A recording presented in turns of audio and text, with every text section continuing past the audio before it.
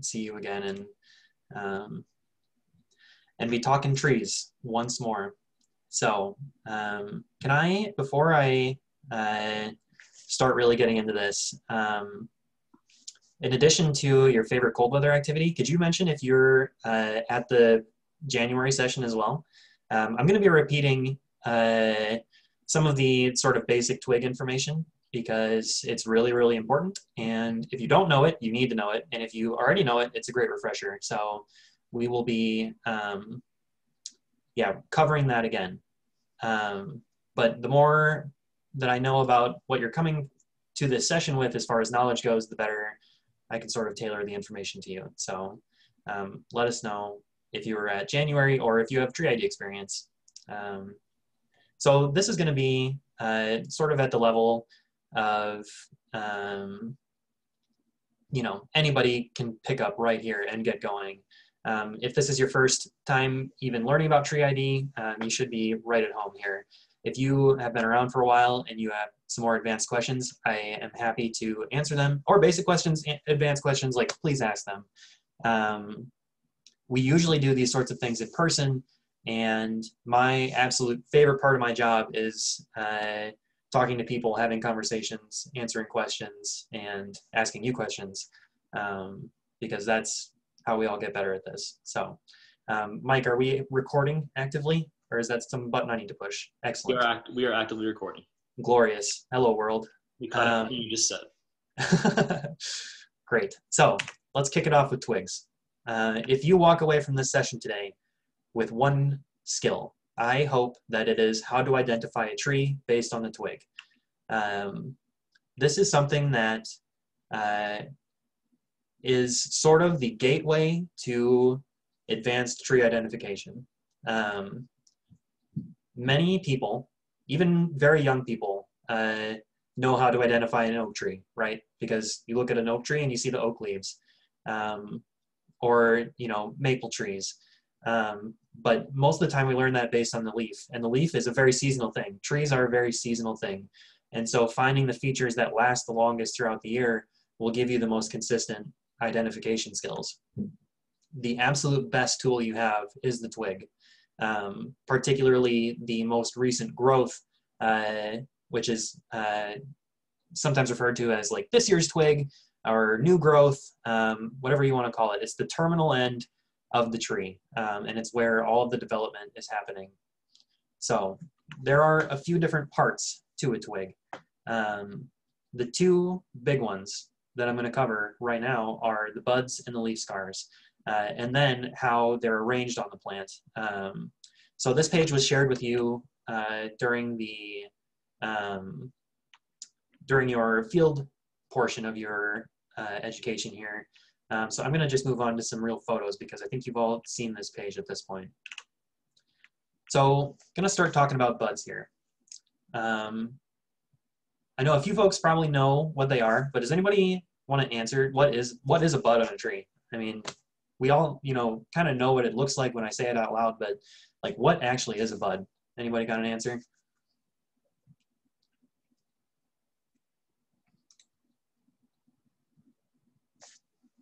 I also can't see the chat while I'm presenting. So Mike, if you see chat answers, will you let me know? Feel free to speak up too. Somebody knows it. When we get bigger groups in Zoom, everybody's hesitant to answer things now. Okay, I'll give you. We've got something from Rebecca, which is undifferentiated growth tissue. Yes, perfect. Nailed it on the head. Absolutely, textbook, wonderful. So undifferentiated plant growth is essentially what it is, right? So if you, need a big impressive word for your friends this afternoon, undifferentiated is your key to being the coolest person at the table. We understand buds similarly to stem cells in human development, in that they are sort of a blob of growth that can be reprogrammed and reassigned to become whatever the larger organism needs.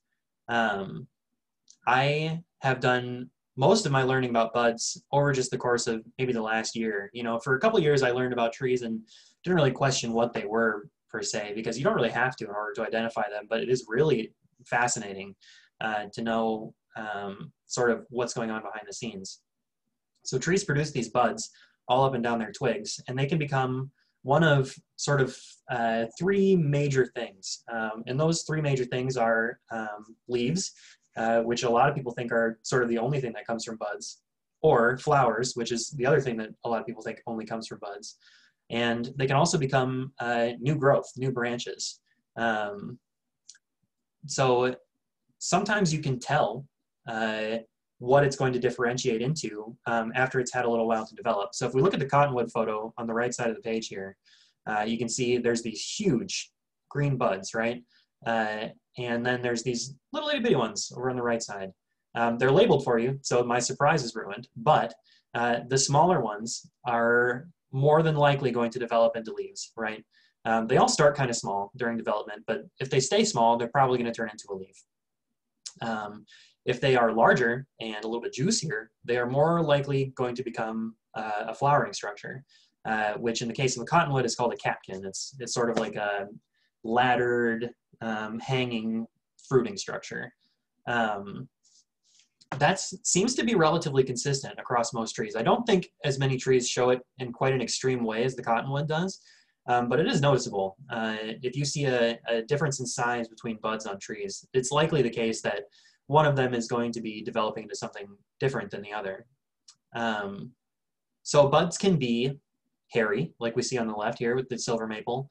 They can be scaly, like we can see with the catkin buds here. They almost look like a fingernail, right? They can be juicy. If you were to squeeze these big catkin buds in the cottonwood, you actually get a little bit of liquid to come out, a little bit of sort of sugary sap-like substance. They can be large, they can be small, they can be purple or green. All of these are important factors to keep in mind when you're identifying buds, because many trees, this is their calling card. If you know what the bud looks like, you've got a pretty good idea of what the tree is. I know personally, straight off the bat, if I see these buds in a tree, I know it's silver maple. If I see this bud, I know it's cottonwood. I don't have to look at anything else. But that in combination with other things can really strengthen our idea of what we're looking at. In addition to the shape of the buds and the other morphology things, we also look at their arrangement on the twig. So in these two pictures, we have the two different types of arrangement, and we listed them in your packet, opposite versus alternate, right? So opposite is when buds develop directly across from each other on the branch, laterally, right? So you can see these two bud structures are directly across from each other. They're actually on a small spur, which is something that some trees do, but you can see the next row of buds up are directly across from each other as well, and then these ones too. That's not always going to be perfect across the whole tree, but on average, and usually like more than average, like 80% or plus will be directly across from each other.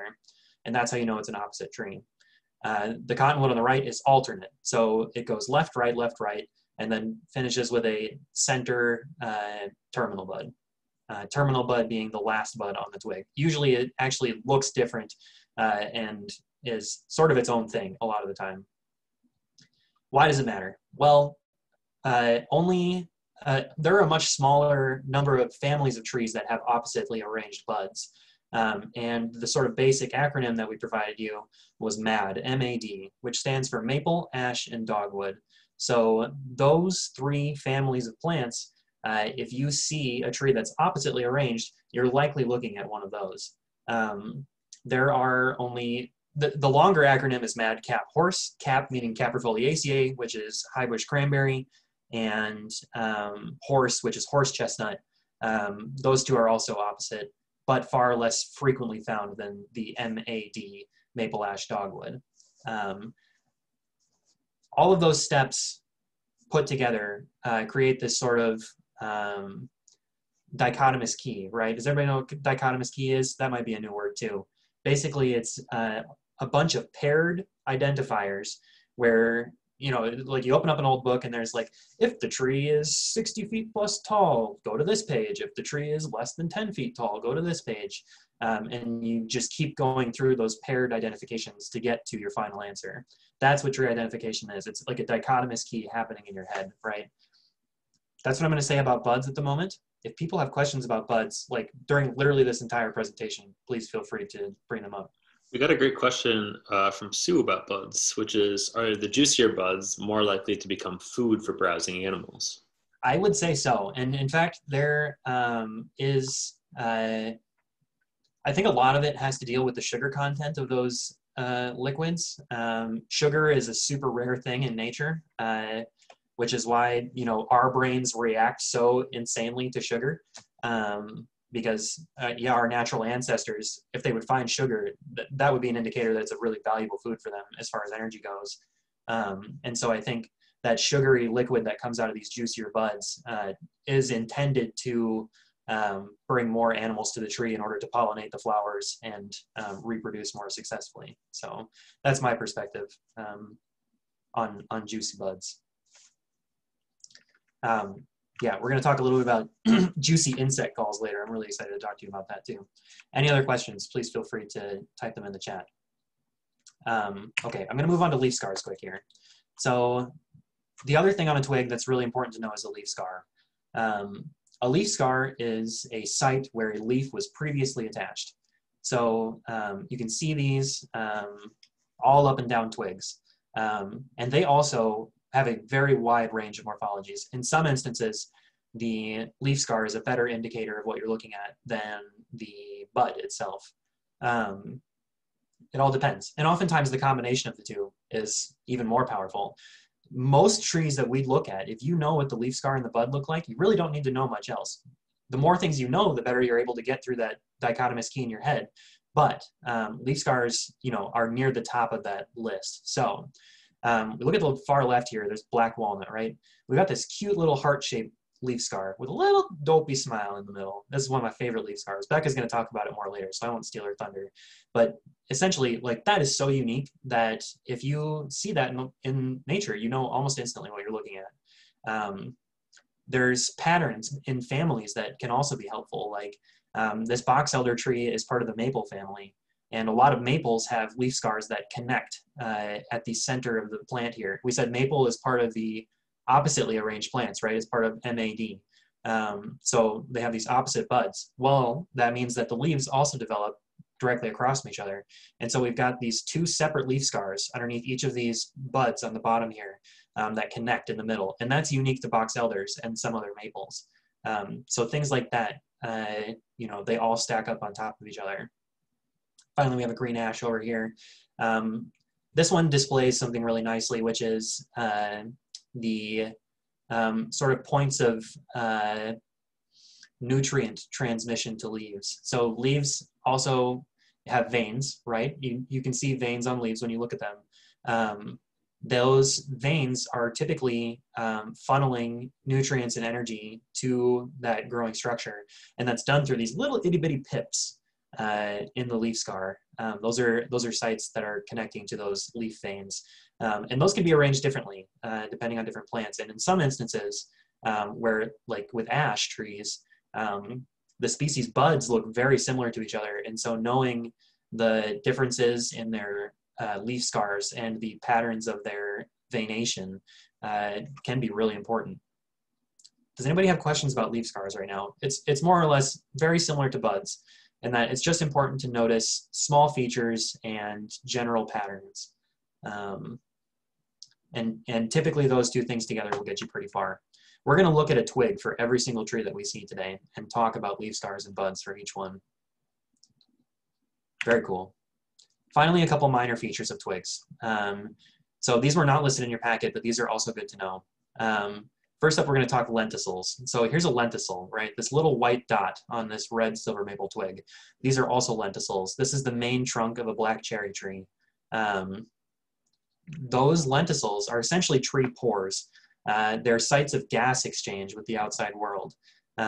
So the tree needs to exchange this type of gas for this type of gas, or create this chemical reaction with the air around it in order to create energy or sugar, whatever it needs. These lenticels are critical for making that happen. Every tree has them because every tree needs to complete some sort of gas exchange with the outside world, but a lot of trees, they're very unremarkable. They don't stand out really at all. So when you have a tree that really has them stand out, it is typically a decent identifier. So I know silver maple twigs will have these vertical lenticels, where black cherry are dotted with these horizontal lenticels nearly all over. Finally, we have the pith. So the pith is this sort of inner wood to a twig. Most trees, it's just a very small brown dot, really not all that useful. It's just a solid brown tube that runs through the middle of the twig. However, there are some plants where the pith is extremely important for identification, like the cottonwood. You can see in this photo of my hand that we've broken this cottonwood twig, and inside we found a perfect star shape. If you ever break a twig in half and find a perfect star shape inside, you know you're looking at a cottonwood. If you break a twig in half and you just see a little brown dot, you probably didn't figure anything out, right? So it's important to know which trees have important lenticels and important piths because they can be dead ringer answers right there if you know that unique factor. Lenticels will come into play today, as well as pith, actually. So we'll hear about that a little bit more as we go forward. Finally, I'm wrapping up twigs there. So that's Andrew's basic crash course on how to use twigs to identify trees. You know the parts, and now we're going to show you 5 trees with their own unique buds and leaf scars and lenticels and piths, so you can put those parts together and come up with a holistic identification picture. Any questions about twigs before I talk just a short bit on macro ID? This will be some new content for those who are here in January. Wonderful. Again, I would love to have a conversation. So if you're feeling shy or nervous about posting in chat, please, I want you to do it because it helps me learn and it helps other people learn because other people are likely wondering the same things that you are. And no time is too late to ask about it. So if you think about something about twigs later on, go ahead and pop it in the chat. So a quick bit here. Macro ID. We maybe got something in the chat there, Mike? Yeah, we got a hit. Rebecca coming in with the question, when do you know if the bud becomes a flower or a leaf? It's a great question. How can that is you a tell? Good question.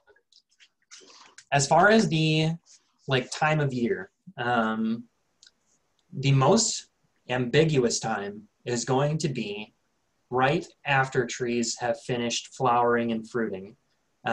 So right now, on trees, we have fully developed buds, right? Maybe even getting close to opening buds. Like silver maples probably look very, very similar to what we see in this photo.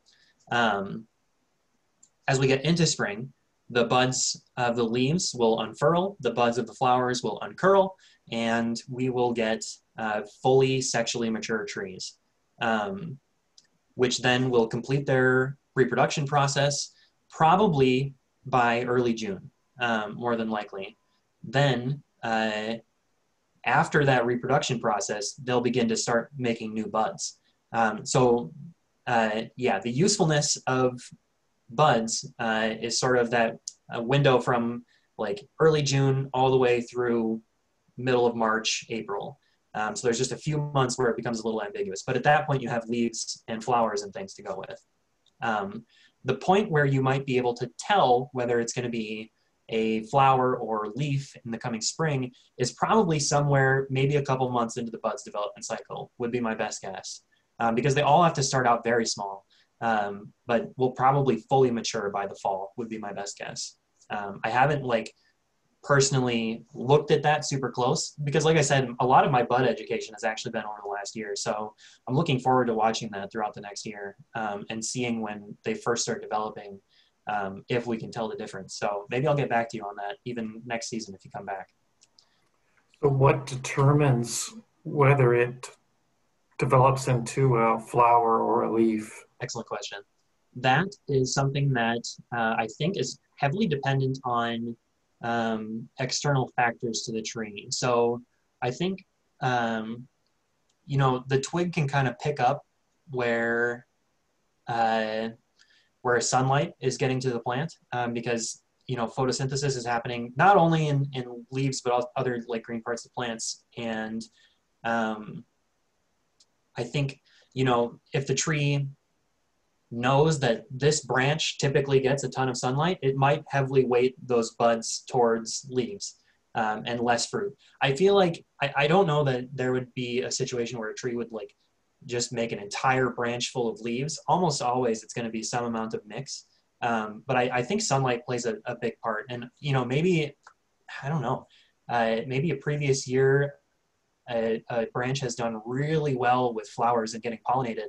You know, the tree has found out like, oh, it's like leaning down close to this dogwood bush that's got all of these bees and like pollinators on it. And those flowers just happen to get pollinated because they're in close proximity to the other pollinators. And it's possible that it might have some sort of, yeah, genetic memory of that and program that branch to make more flowers in that area. That is a mystery to me personally. Those are my best guesses, and my like scientific, my scientific best guesses is what I've got for you. So to clarify, Andrew, Sarah's wondering if the buds we see right now on trees are differentiated or not at this point. I would say that they are. I would say that they likely are at this point. More than likely, they're very close to opening within the next month. And if they haven't completed their production at this point, then they're a little ways behind. So I would guess that you could.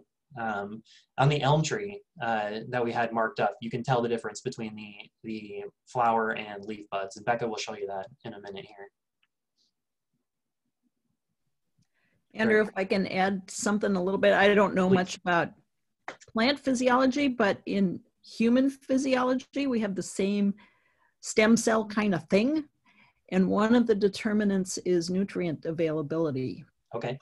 Vitamin D makes a big difference in some certain cells. And I used to describe it as helping the cell determine what it's going to be when it grows up.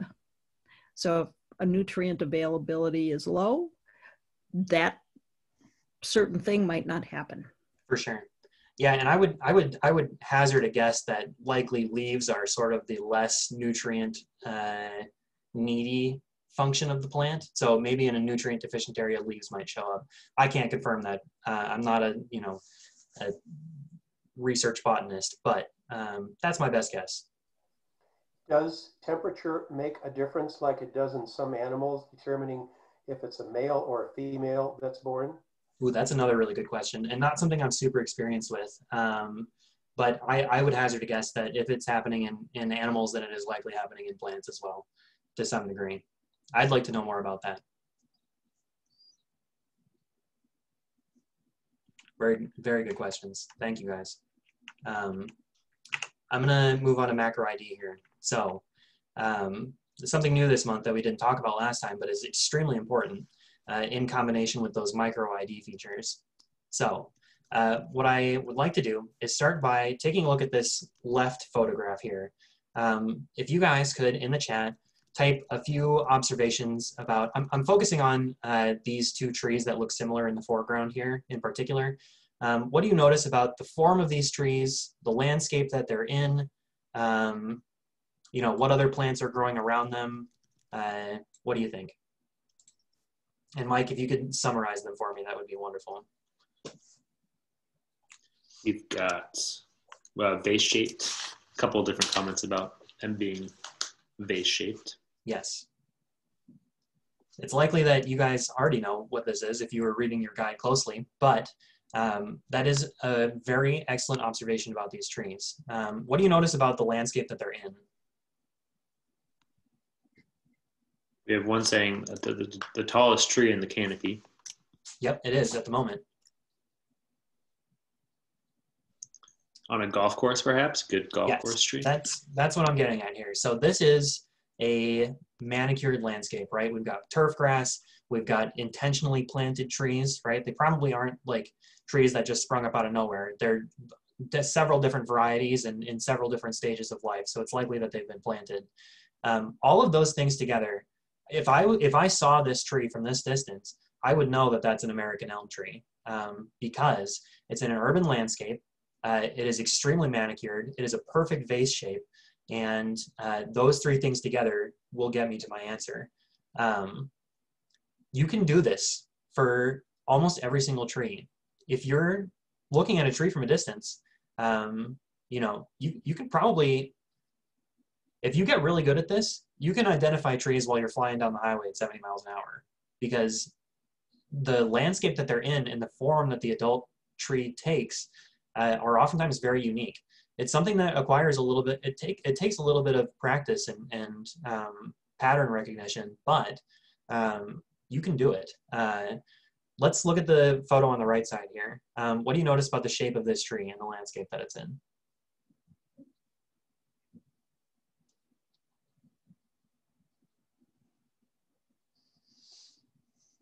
See a hand motion for wide? Yes, it is quite wide. I bet located in a prairie, perhaps? Yes, very much prairie environment. Looks like long grass prairie. Very good. Those two things right there will oftentimes get me to my answer. I know that this is a young bur oak tree because it is a sort of circular, wide crown to the tree, the top branching structure, and it's located in a prairie. And when I see oak trees in a prairie, I know that that is oak savanna habitat, which is an extremely valuable habitat that is and was particularly common in this part of Minnesota historically. And bur oak trees dominated oak savannas. So I know that I'm looking at a bur oak because of the round crown, the environment that it's in, and my previous knowledge about those combination of features. Again, this is sort of like super meta and a little bit more out there and less precise than these like bud things we're going to be talking about and other identification features, but it is equally as important, I would say, and will really take your identification skills to the next level. So keep these things in mind as we're talking about these trees. Everything we look at today was found in an oak savanna at Coldwater, right? Oak savanna is the dominant habitat at Coldwater, and every tree that we found there is either like sort of savanna adjacent or belongs in a savanna. So keep that in mind as we're looking at these trees today. I'm going to leave it there. If you guys have more questions about those things, I'm happy to answer them. Otherwise, I'm going to pass over to Becca for American Elm.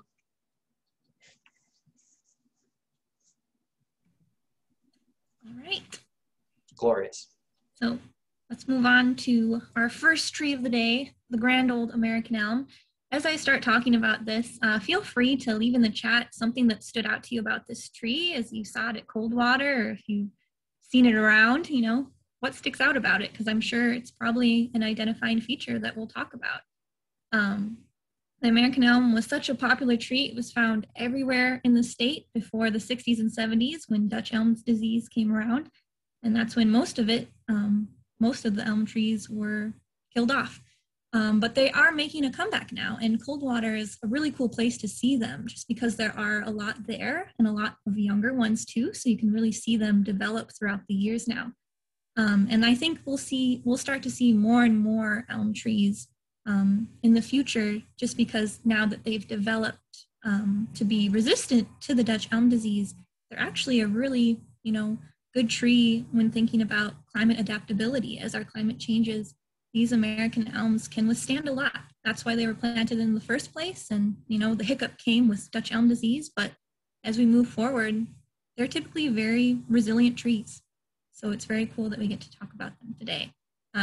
Some of the biggest things about them are their form, and also we have that twig picture there of how they resemble a fishbone. So let's go a little deeper into those twigs, Andrew, if you want to move to the next slide. So right away, American elm trees are alternately arranged. And the buds, as we were just talking about, have various sizes. So as you can see, you know, those smaller buds near the top are probably going to be the leaf. They're probably going to develop into leaves, while these more bulbous and rounder buds are probably going to develop into flowers. So I did not know that right away. They're pretty randomly placed throughout the tree. Sometimes it is said that like as you go farther up in the canopy, the buds will just get bigger. But they're still like on a single twig, you're going to see a lot of variation between smaller buds and bigger buds. So that's a good thing to look out for when you're looking at elms. Another thing to notice is how the buds are scaled. So they have these scales on them. They're usually a deep brown color or light brown color. And they also, it's kind of hard to see, but they are a little fuzzy. So they have some hair on them. Not a whole ton, but they are a little fuzzy. So that's a good thing to look out for too. The leaf scar is a pretty distinct oval shape. It's not super standout, it doesn't stand out a lot, but it is a good thing to look for. So you know that if you see an oval shaped leaf scar with a scaled bud and a little fuzzy, it's probably an elm. Another important thing is the very top terminal bud, which is what we call the very top bud of a twig, is just a little bit angled. Most terminal buds will stand straight up, but this one is just slightly angled. It goes either way really. So just keep a lookout for that slightly angled bud, and that's a really good indicator that it's an elm tree again. I see a question from Leslie asking what they have done to make it more resilient, the elm trees. A lot of it was natural resilience that built up in some of them, but most of it was really careful selective breeding for already resistant elms. So they bred elms that had a better chance of surviving together, and through that offspring, they were able to create resistant cultivars of the elms. So it really was a combination of nature and human interaction that really helped create that resilient elm tree. Is this resilience or resistance throughout the life? So as they get to be an older tree, they're not more susceptible again? I think older trees will always be slightly more susceptible, but it is like generally compared to our original American elms that we had like in the 60s and 70s, they are going to be way less susceptible throughout their lifetime. So it doesn't mean that they don't have a chance of getting Dutch elm disease. There is always going to be that chance, but it is a lot lower. And then, yep, Sarah, the skinnier buds are going to be the leaves, and the rounder ones are likely going to be the flowers. Got it. So that's a little look at the twig. So if we want to move on to next slide. Yeah, Princeton elm is a good cultivar that's resistant to Dutch elm disease. So again, Andrew briefly went over the shape. A lot of people compare it to a broom, a vase, a fan. It's just very distinctive. Not many other trees look like this.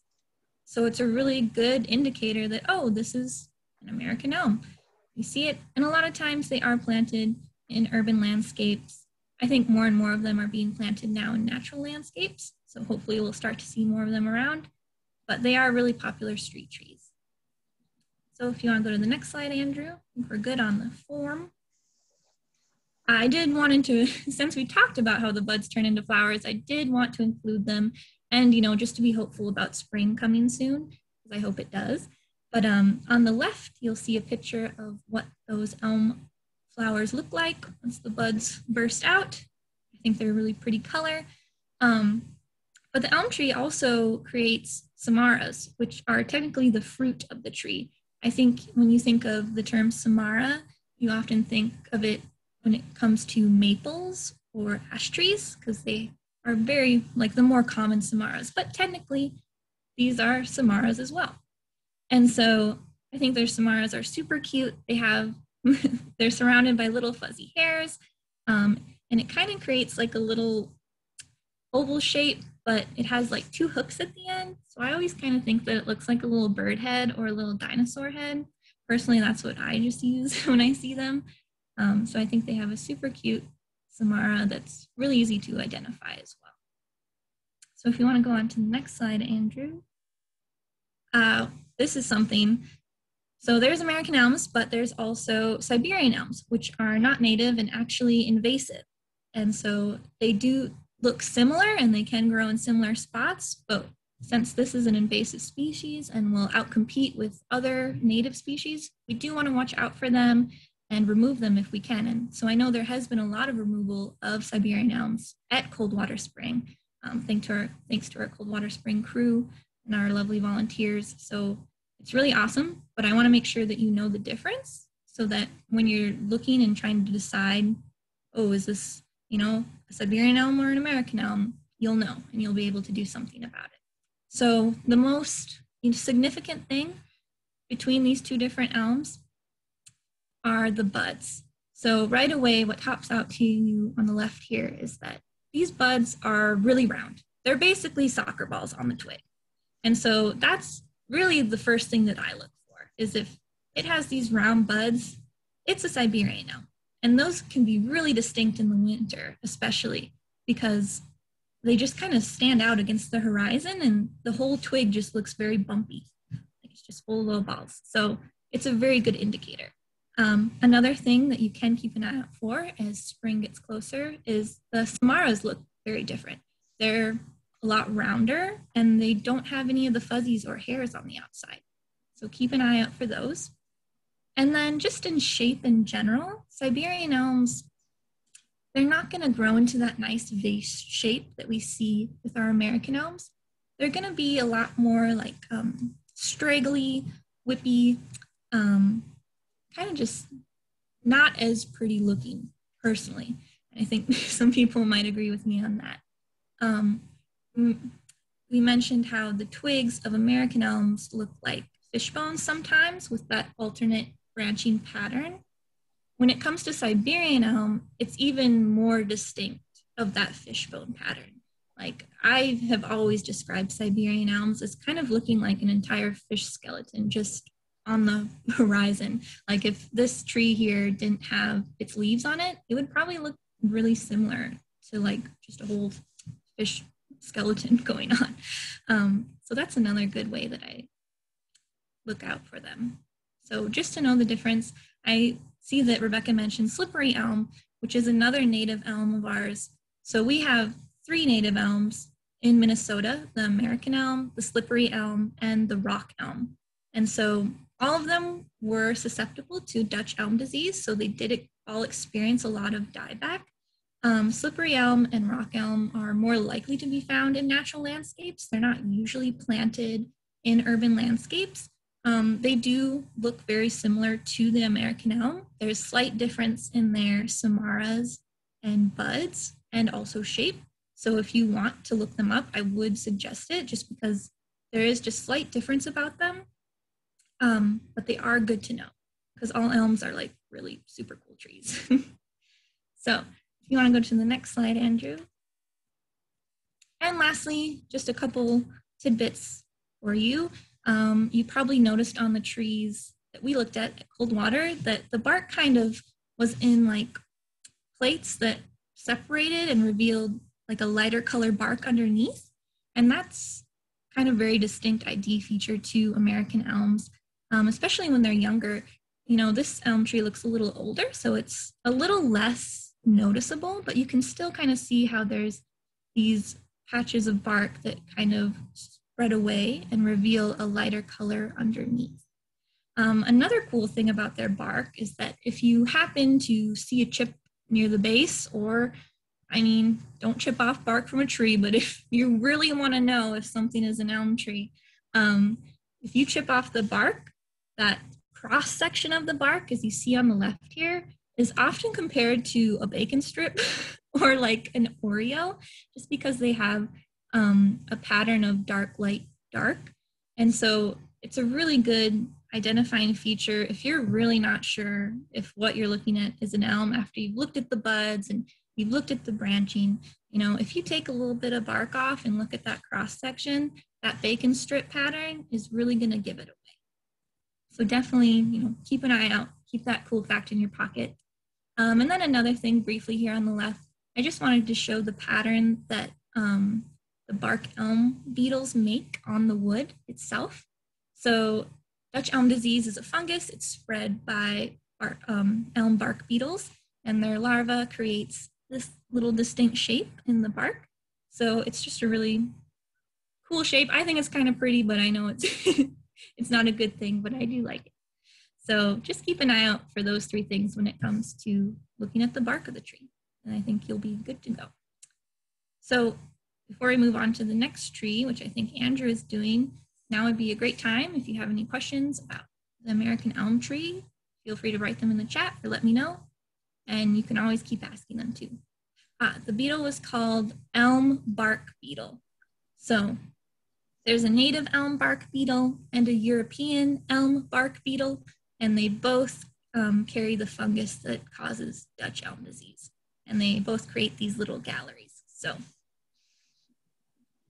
they're pretty nondescript beetles, so they're brown. That's all I can really say about them, but good to know. Andrew, if you want to take it away, go for it. Very cool. All right, we're like halfway through the presentation. Everybody stretch your arms out a little bit.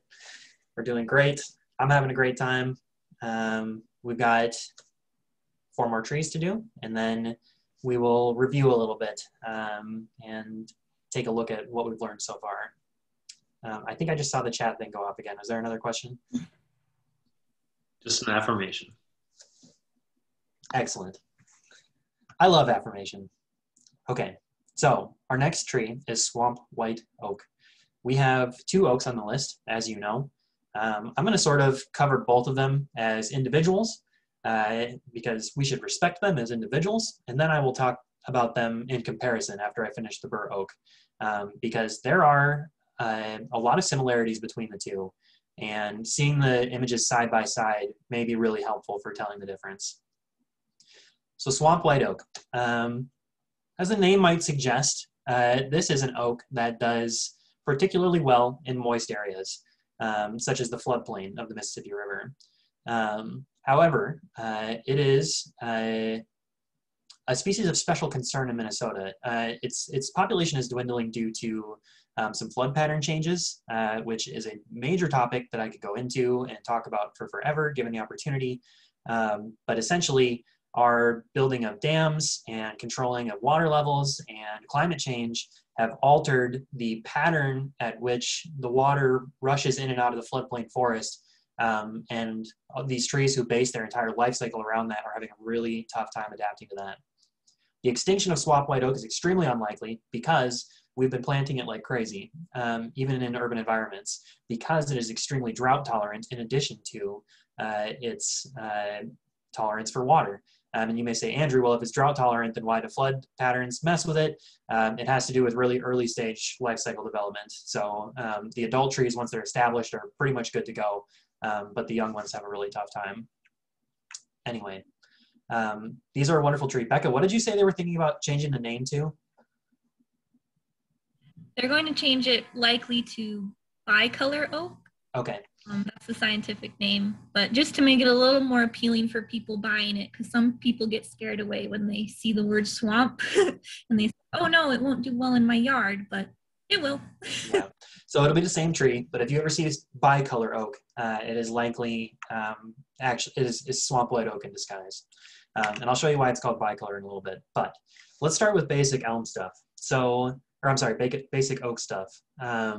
There are 2 things that are sort of general oak identification. The first is this cluster of buds at the terminal end of the twig. You know, even some of the twigs a little bit closer to the end. It seems like they sort of just like get into a traffic jam at the end of the twig. Like these guys up front slam on the brakes and then a bunch of other buds come flying in behind it and all get kind of rammed up here. So they get really clustered towards the end and then start spreading out. But this bundle of buds at the end of the twig is a really common feature for oaks. We'll see that on swamp white oak and bur oak today. The other sort of overarching feature of oaks is their really round canopies. The crown of these trees typically is quite wide, especially in comparison to the American elm that we just looked at, right? Where most of the major branching goes like straight up in the air. Oaks are oftentimes reaching out horizontally. The swamp white oak does that to some degree. It does have a really nice round crown. And I think they're absolutely gorgeous. And they're sturdy and they're slow growing and it's just like swamp white oak gets me. Their buds are relatively nondescript though, as well as their leaf scars. So that's what makes these sort of a tricky species to identify based on buds and leaf scars. I had mentioned that you can identify just about everything from buds and leaf scars. And if you're really, really good, you might be able to get swamp white oak just based on this photo. But if you were to show me this with no context, I would have a really hard time telling you that that's swamp white oak versus a few other oak species. But they have this little heart-shaped leaf scar. Their buds are typically round. Sometimes people differentiate between oaks based on the pointiness of the tip of the bud. Some of them are a little more conical than others. But again, it's not consistent over all of the buds. And so depending on where you look at the tree, it's going to be different. This is very pink in this photo. It's not actually that pink usually. I think the color is a little bit distorted, but brand new growth might be an interesting color like this, potentially. I saw chat flash. Is that a question? It was a question. A question from Alan and Lynn, which is, if this oak is slow growing, what is the fastest growing of our 5 trees today? Ooh, that is a really good question. Yeah. Let me think. The oaks are definitely not. I'll say that. Fastest growing, it's probably the cherry. What do you think, Becca?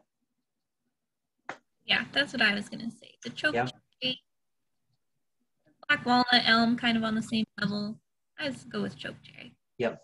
Kind of small and weedy to some degree. So they're shooting up and colonizing really fast. That would be my best guess for the fastest growing one. Where bur oak is likely the absolute slowest. Swamps are somewhere in between. That's all I'm going to say about the bud and twig at the moment. We'll move on to the bark, because the bark's actually one of the more important features here. Swamp white oak has what we call exfoliating bark. So exfoliation is essentially, even when we talk about it with our skin, is like peeling away old skin, right? So swamp white oak has this very peely bark, typically in sort of longish strips, like you can see on the left side of the photo. As it is, this tree we're looking at on the left side is probably 5 to 15 to 20 years old, somewhere in there. And so it has had enough time to develop to a reasonable trunk size, like maybe the size of my head, and has developed adult bark pattern. The photo on the right shows what it looks like as maybe like 1 or 2 years ago growth. There will be a photo later on of like brand new swamp white oak growth. It is very peely. Like the bark is in a lot of places actually like falling off the branch because it completely exfoliates itself. And that is really critical for identifying swamp white oak. That new growth and this like year and change old growth will be exfoliating and peely. Very important for distinguishing this from other oak trees. I saw chat again. Yeah, back to the bud. Ed had a great question. He's wondering if the terminal buds also grow into new twig branches, or does the branch itself grow longer? Ooh, that is a good question. I think it's maybe a combination of both, but I do think a lot of, my best guess is that it is a combination of both. I think though that when we talk about buds developing into new branches, it is typically new branch entirely, like breaking off from the main twig. So my guess is that terminal buds will probably leaf and flower this year and then sort of be pushed off to the side as the tree continues its growth of this, the actual twig. That's my best guess. I'll be observing that a lot this year as we're watching trees grow. Very slow process. If anyone else has any observations regarding that, I'd love to hear it. Very cool. Great question. More stuff that I'm just going to, slowly watch develop over the next year. Buds are going to be my thing this year. Okay, so exfoliating bark, very important. I think we got that one. It is not cheating to go digging around in the snow and looking for leaves and looking for acorn parts.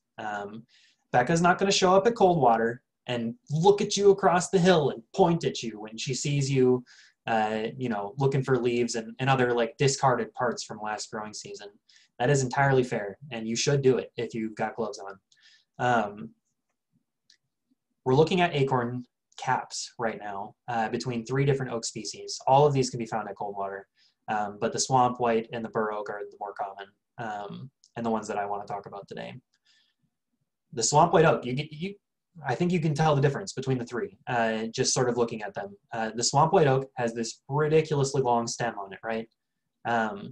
The acorn, as it develops on swamp white oak, develops on the end of this peduncle, P-E-D-U-N-C-L-E. Somebody could type that in the chat, I would appreciate it. That is a term we use a lot in dendrology for like the stem on which things grow, particularly as it applies to fruit. So the peduncle of swamp white oak is a very long feature. That is in direct opposition to bur oak and white oak, which grow almost on the branch itself. Additionally, you can see, we also look at like the fringing of the caps, right? All of these little fringes that grow on it. Swamp white oak has a decent amount of fringes sort of up and around the peduncle. But as we get to the very bottom edge, they typically are a little more solid there. Whereas the bur oak, as I'll show you later, has these little burrs around the very bottom edge of the acorn cap. And that's actually where bur oak gets its name. And I'll show you a photo of that later too.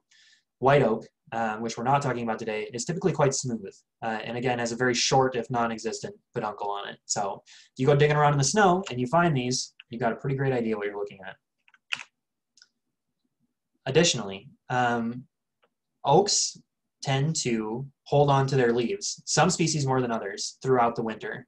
A feature called marquescence, however you'd like to pronounce it. Becca, if you're able to type that in the chat, don't be afraid to Google it. I don't remember how to spell it off the top of my head either. M-A-R-C-E-S-C-E-N-C-E or S-E, one of the two. Again, it is not cheating to look at the leaf on the tree to identify things. It is a valuable tool and you should use it. Swamp white oak leaves look like this photo on the left here. These are both swamp white oak on the left. And this is a summer mature leaf. Notice how the top part is dark green and the underside is sort of this pale, it looks like somebody mixed in a little bit of white, right? That's where the name for this tree comes from. Quercus bicolor. Quercus is the genus of oak trees, and bicolor means two-colored. So the leaves are different colors on the front and back faces. That is particular to this species and helps distinguish it from bur oak, which is the next closest leaf that you're going to see to this. So the swamp white oaks have a really nice top. It looks like a balloon, right? It's got sort of a narrow base and then it just bubbles up, very much like the crown of the tree. It's got soft, round lobes and no deep sinuses. So when I say sinus for a leaf, I'm talking about this really deep dip on this bur oak leaf, right? Where it comes in really close to the center of the leaf. That's a sinus. Almost every leaf has sinuses, and we can use them to identify trees sometimes. Bur oak is going to have two huge sinuses on its leaf most of the time, where swamp white oak is just going to be some mild sinuses. I'll mention red oaks here for just a second, the difference between red and white. Red oaks typically have pointed lobes on their leaves. So northern red and northern pin both are in the red oak group, and they have pointed lobes on their leaves. White oaks are typically rounded. So I think most people will know an oak leaf when they see it, but just know if you see a pointed one, it's red. If you see a white, or you see a rounded one, it's white. And that, you know, gets you into the group of oaks. So it'll help you get closer to your answer. Feel free to study their leaves this spring. That's probably all I'm going to say about them at the moment. Do we have any other swamp white oak questions right now? Glorious. I think we're making pretty good time. I am full of wind all the time, but we're doing all right. Happy to answer questions. Seeing none at the moment, I'll move on for now. And back to my good friend Becca. Sure. So let's move on to black walnut. Again, feel free to just always pop in with questions or put them in the chat. Black walnut is a really good nut tree. It's also famous for its wood. I'm sure a lot of you have heard of walnut wood, black walnut wood. You know, it makes excellent dressers if you're into that, or bookshelves. So it's a really good tree in my opinion, and a really classic of the Minnesota trees. So it's always good to know. And It's very distinct. Oh, are black walnuts edible? Sarah, yep. They are indeed, and we'll get into a little more to that later, so keep an eye out. But first, let's talk about the most distinct features that we see right away. If you want to go to the next slide, Andrew, let's look at a real picture of that twig, that leaf scar, and that bud. So they're really distinct in black walnuts. So on the right, these two photos are black walnuts, and on the left is a close cousin, the white walnut, or the butternut is what it's commonly referred to here in Minnesota. So we'll start with the black walnut off today. And of course, as we talked about, we have that adorable little dopey smile face, little monkey face, little alien face, however you want to call it, but I think he's super cute. And then they always have their little bud on top, which is the bud. And as you can tell, the twigs are usually quite fuzzy as well, and so are the buds. So keep an eye out for those fuzzy buds. And especially on the terminal buds of the black walnuts, they're usually really big and are this really distinct shape of like a triangle, but also a rounded part. So it's a really unique shape that I really don't see with many other trees. And again, they're always going to be that more gray color and really, really fuzzy. So if the face doesn't give it away, the big terminal bud that's super fuzzy will also give it away that it's a black walnut. However, I did want to talk about the cousin, the white walnut or butternut, just because as you can see, they still have that little dopey smile face, but instead of rocking a bun, they got this super unibrow going on right here. That is, it's a strong look, but I appreciate it and it is very cute. Additionally, along with the unibrow, it usually would have a bud up top. I think it's just missing in this photo. Might have gotten eaten, might have fallen off. So usually there is a bud up top, but the main difference is that the white walnut is going to have a unibrow and the black walnut is not. The white walnut leaf scar, also, if you can tell this, it's a lot straighter across on the top, whereas on the black walnut, it has that more distinct convex in it that creates sort of that heart shape to it almost. So those are the two big differences between those black walnuts and white walnut or butternut, because they do look very similar just in their form and with their leaves. So if you see them in the summer, just briefly, they are easy to get confused. But if you look a little closer at those buds and at that leaf scar, the difference is quite clear. Unibrows are really hard to miss on trees and on people. So we can move on to the next slide. Another cool thing about walnuts, black walnuts, white walnuts, and also trees in the hickory family is that they have chambered piths. So if you have a twig and you cut it hot dog style, you'll get a good cross section that shows how the inside is hollow and it has this chambered pith in it. And it really only happens in walnuts and hickories.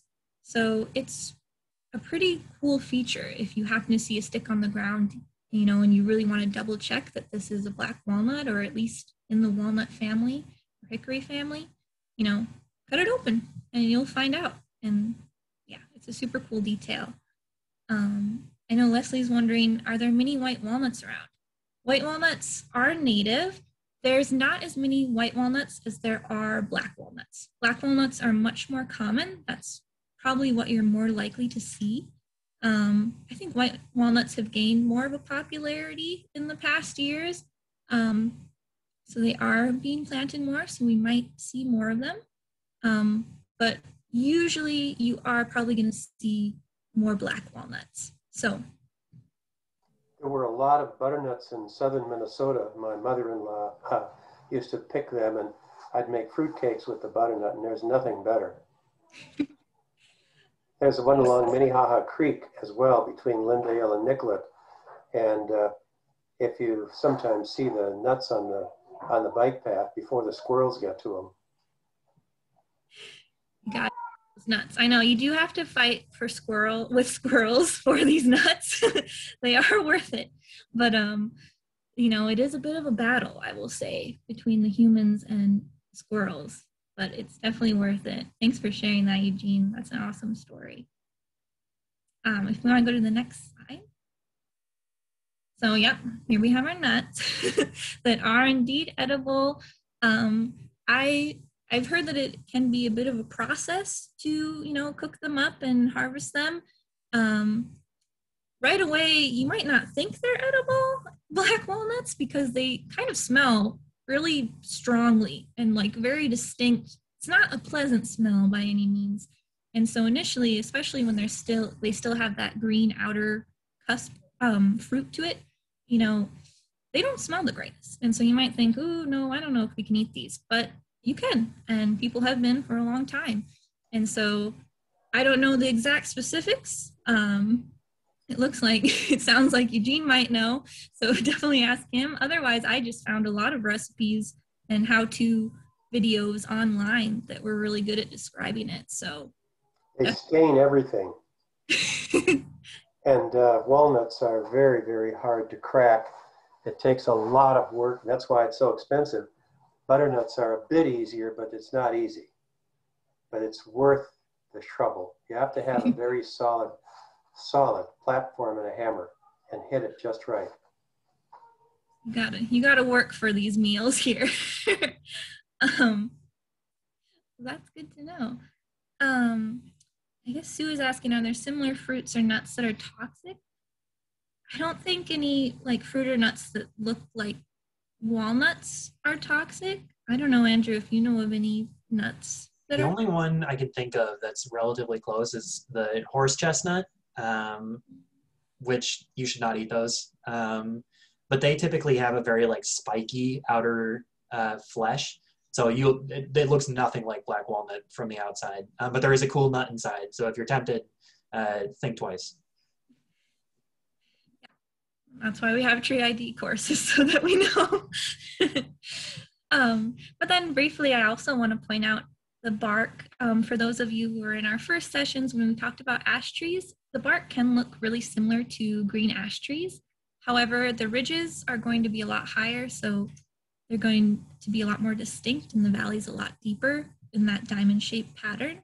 So it's something that's very subtle, but something that you can look out for. And then also talking again about the shape and form of the tree. Walnuts, they can get tall, but I honestly see them a lot of times, around this size.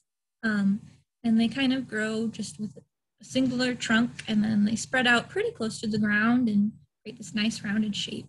But I don't see a lot of super huge black walnuts. Most of them are going to be around medium size as far as trees go.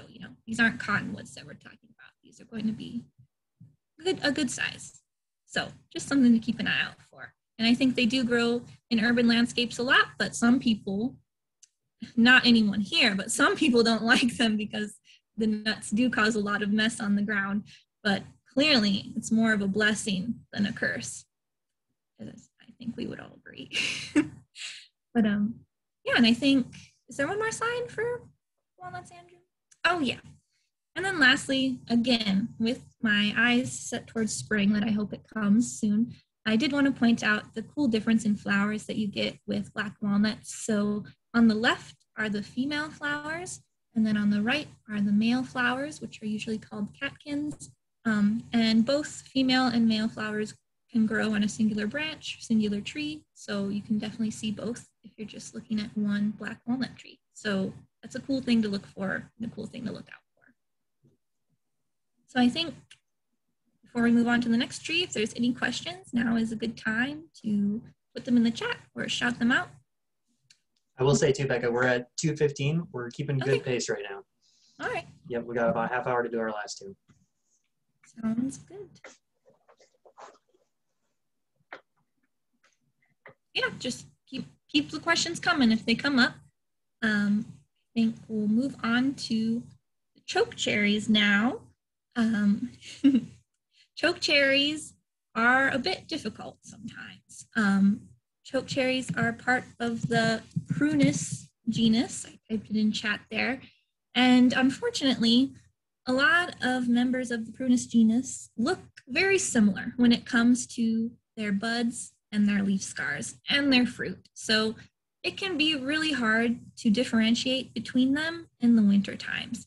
And so some common members of that genus are the chokecherry, the black cherry, pin cherry, American plums. So like your cherries and plums are really going to be in that family, and they're hard to tell apart, especially in winter. It gets easier in the summer when they have their leaves, because all of their leaves are very distinct. But in the winter, it can be quite a challenge. So much so that we did mistakenly identify these chokecherries as black cherries at first because we did not look close enough, and then we had to go back and fix it. So when I say that they're difficult, I mean it. But with all cherry trees, a good thing to look out for is lenticels, which Mike drew out here so awesomely. And so that's one thing to notice, but those are on all cherry trees. So can get a little hard after that. So Andrew, if you want to go to the next slide, let's take a closer look into the buds, even though the differences are subtle. So I think that chokecherry is probably most likely going to be mixed up with black cherry. But here, you can really see on the left is the chokecherry, on the right is the black cherry. And, if you're just doing a quick look over, those look about identical.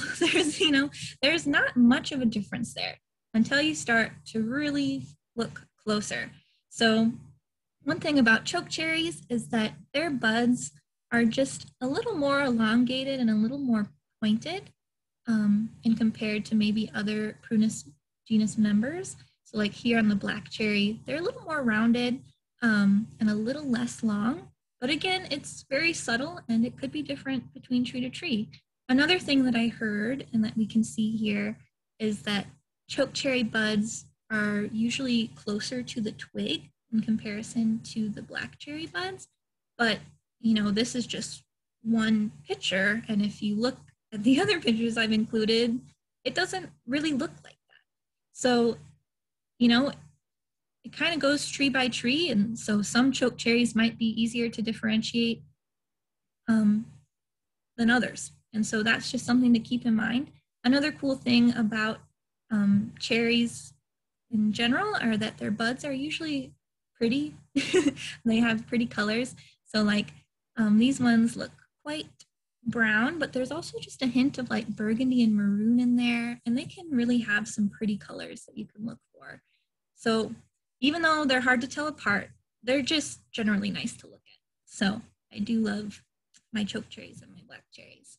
However, to really start getting down and really defining chokecherries from other cherry trees, if you want to go to the next slide, Andrew, we really have to look at the bark. And that's where you're really going to find out the differences. So again, I have it compared, the chokecherry compared to black cherry, because they're very similar until you start to notice that the chokecherry has this kind of zigzag pattern to it. On the right, you'll see the bark kind of has these little zigzag patterns, these little vertical stripes kind of happening. Tiger stripes, maybe, zebra stripes, however you want to call them. And they still have those lenticels that we talked about, but they're maybe not quite as distinct as you see over here on the black cherry tree. So I really look out for those zigzag patterns and coloring on the chokecherry in comparison to black cherries that really don't have that and kind of have, I would say the black cherries have more distinct lenticels than the chokecherries. And this is really useful, especially with young cherry trees, to differentiate between them. Because both pictures that you're seeing right now are young chokecherries and young black cherries. So they're really hard to tell apart as they're younger. But as they grow older, it does become a lot easier. So Andrew, if you want to go to the next slide. So right away, big difference in form and also in the bark. So on the right, the chokecherry is never going to get very tall. It's always going to stay more of like a shrub shape, hard to say that 10 times fast. But so it's always going to stay relatively short and kind of probably have a lot of different branches coming out of it, multi-stemmed. Whereas the black cherry is going to grow into one big defined trunk, And that bark really changes from that last slide where we saw the lenticels, and now it's changed. You know, that looks a lot different. Now all of a sudden it has this very flaky potato chip bark to it, and you can't super see the lenticels as well. But the chokecherry will keep those lenticels and keep those zigzag patterns to it. So they get a lot easier to tell apart once they get older. But when they're just starting out, they often grow in clumps. You know, chokecherries will grow in small thickets, so will black cherries, and they'll even grow right next to each other. So it can be really hard right when they're starting out. But once they get older, super easy. You've got it. So if you want to go to the next slide, Andrew. Lastly, I know you're like, Becca, those are almonds, not cherries. Did you mess up there? What's she doing? Stay with me here. So for chokecherries, it's actually a really cool feature if you crush up their leaves in the summer, or you happen to have some twigs and you crush those up in the winter. They'll usually smell like almonds. That's what people compare it to, because it smells like cyanide, because chokecherries have cyanide in them, and so do the leaves and the twigs. And so, you know, you often don't think of smelling trees as a way to ID trees, but it actually is a really good tool to have. So like, don't be afraid to sniff a tree or sniff its twigs, leaves, or fruit. It can really help you identify a tree. And so for chokecherries, they're probably gonna smell like almonds. Another thing to look out for that I think we mentioned in the guide is the black knot fungus that grows on all cherry trees. I think it prefers black cherry and chokecherry, so you'll often see it growing on those two. But it's really just this bulbous looking black fungus. And it doesn't really harm the tree. It's not gonna kill the tree, but it is like a really good indicator, especially in winter, because even from a distance, you'll be able to see this fungus and you'll say, oh, I know that's a cherry of some sort. And so really keep an eye out for these, because that can really help you figure out, oh, that's a cherry. And then once you get closer, you can start to differentiate and see what kind of cherry it is. So definitely a good thing to keep an eye out for. And I think that was all I had on chokecherry. If anyone has questions about that, now would be a great time. Feel free to shout them out, write them in the chat, before we move on to our next tree.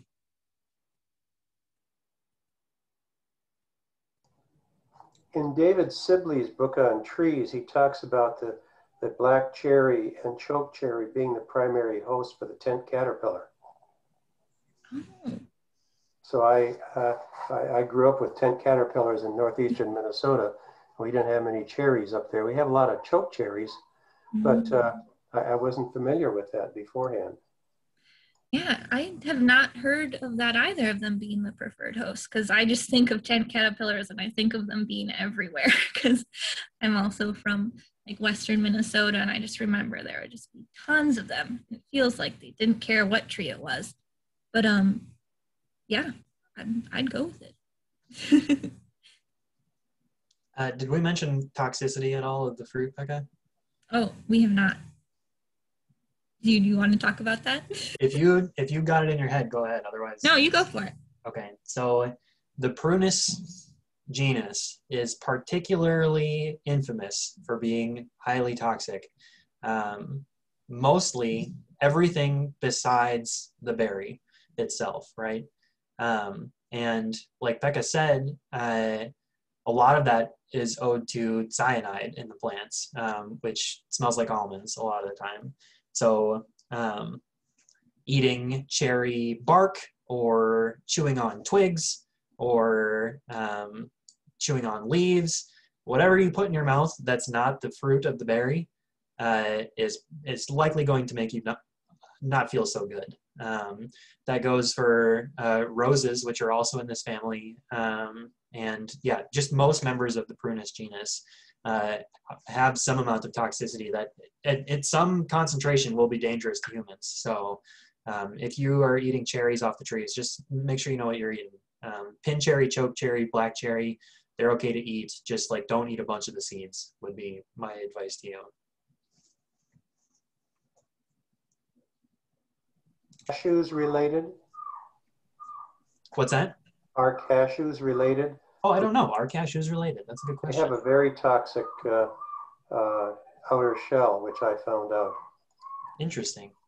I did not know that. I also did not know, Eugene, that Sibley had put out a guide to trees, and I will be ordering that today because he is my favorite identification artist. Let's see. Anacardium occidentale.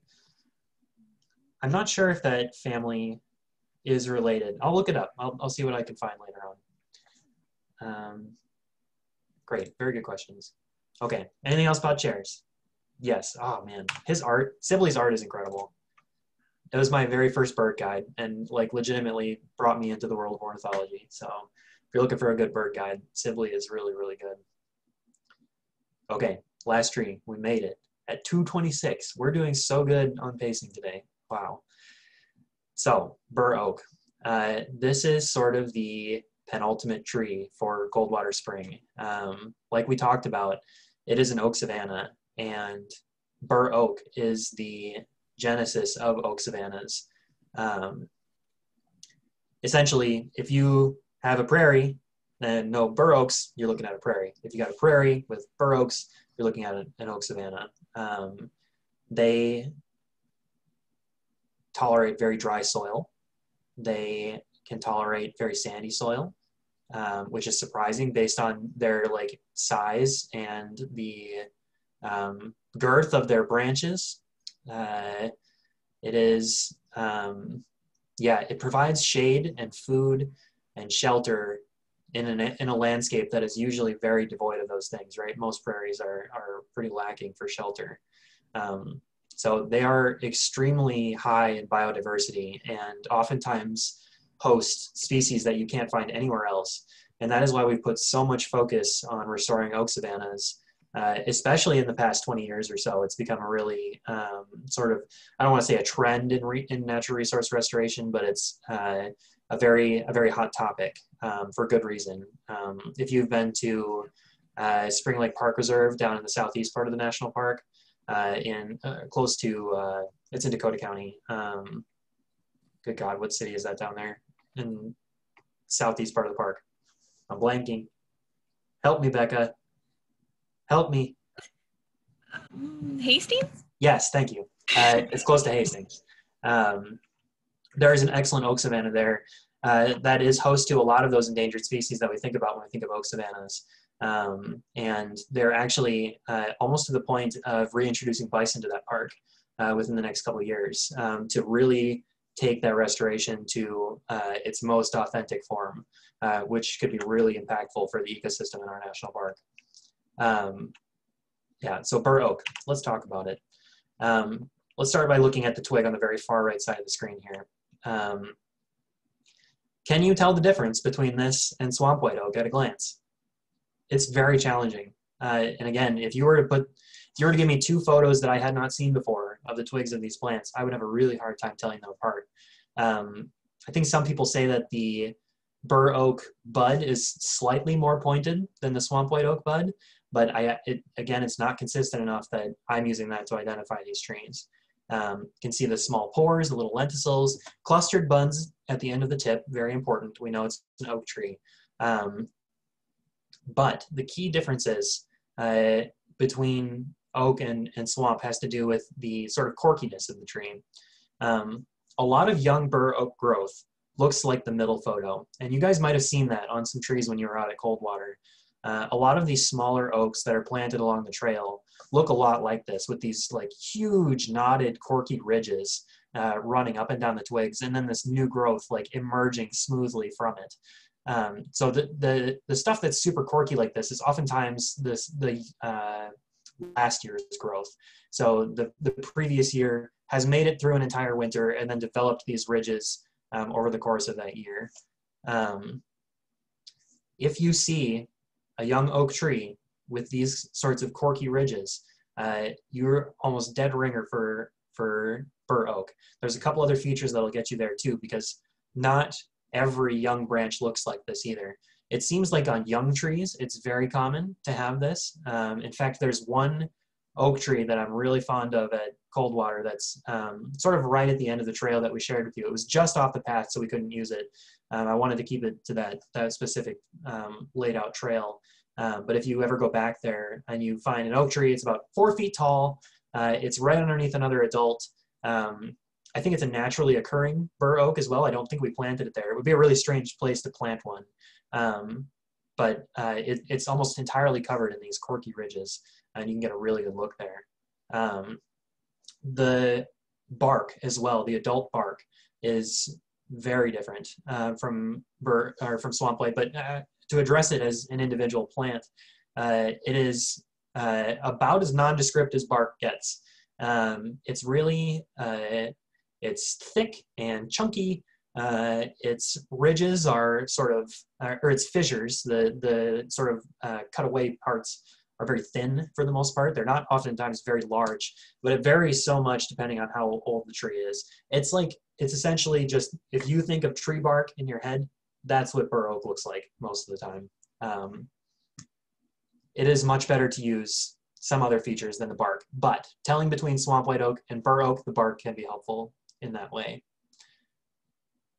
We talked about the form earlier when I showed you that first macro ID photo. A nice round canopy, right? Or a nice round crown to the tree. Bur oak is notorious for having extremely strong and thick horizontal branching. The photo on the right here is one I just took the other day when Becca and I were out on a hike. And you can see very clearly almost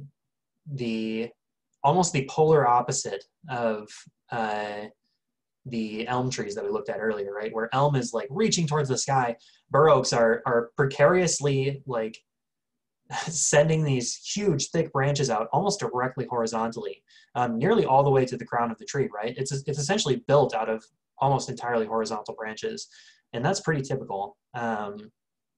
In some natural areas and in a lot of parks, especially, I went to University of Minnesota, and on the St. Paul campus, they have a lot of these bur oaks that have long sweeping branches that almost touch the ground. And they have excellent climbing trees, so much fun to climb. But that oftentimes is a pretty good indicator for bur oak as well, as very thick, low sweeping branches and just strong horizontal branching as you go up. But notice once again the very round crown of the oak tree.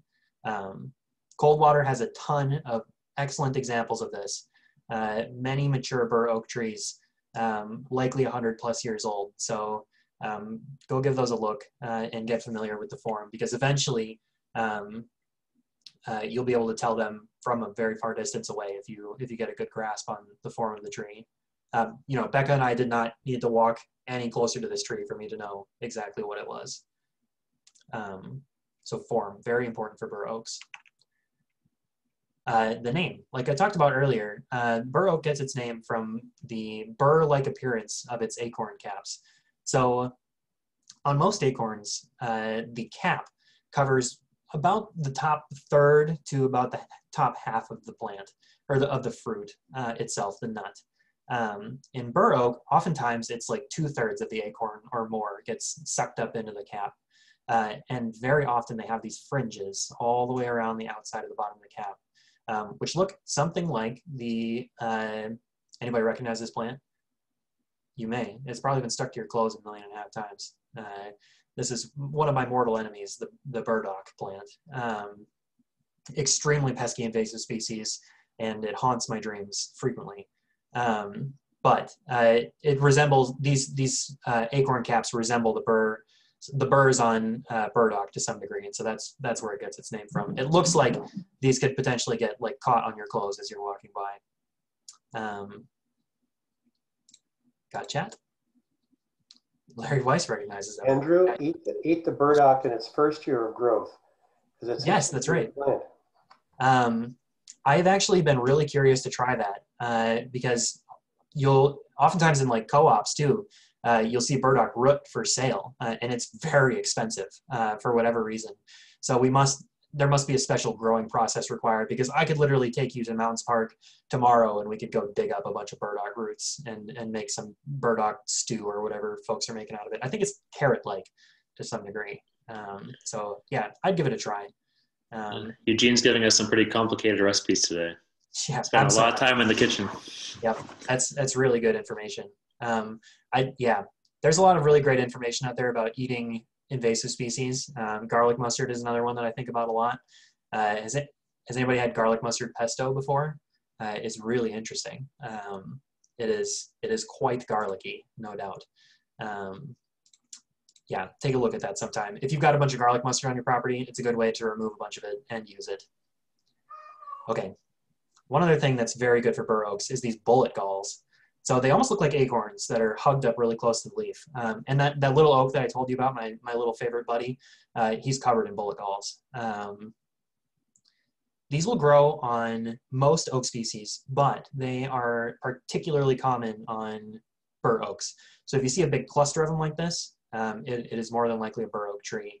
They actually are the product of a wasp laying its eggs inside of the new growth.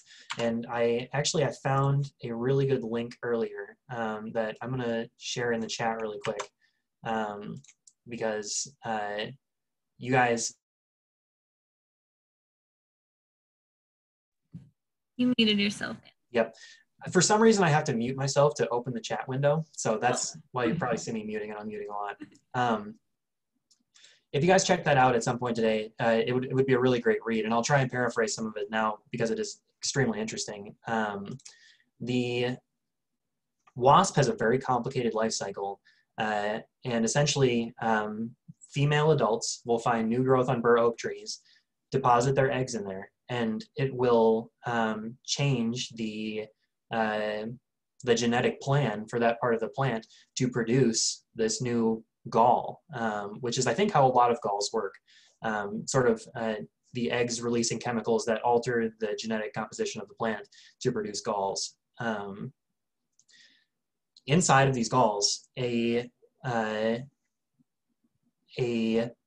generation of entirely female wasps will develop, which will then hatch, and then I sort of lose it at this point because it is such a complicated life cycle. But essentially, there's two full generations of this wasp, one full female generation, and then another that is male and female. Super cool.